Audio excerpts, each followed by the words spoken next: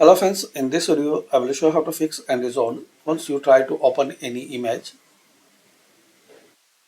So you will see this error, file system error -2147416,359. So you are not able to open any picture in your Windows 10 or Windows 11.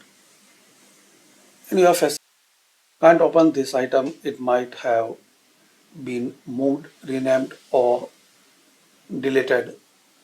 So to resolve this problem, click on start, then search services, open services.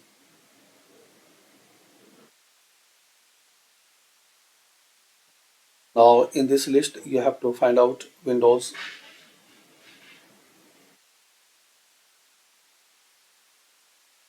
License Manager service.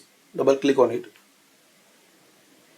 Now here you will see startup type. Select here manual or automatic.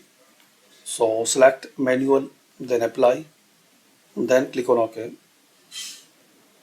Now exit and restart your system.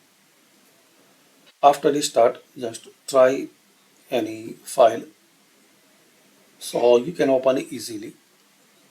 So thanks for watching guys. Comment this video useful for you or not.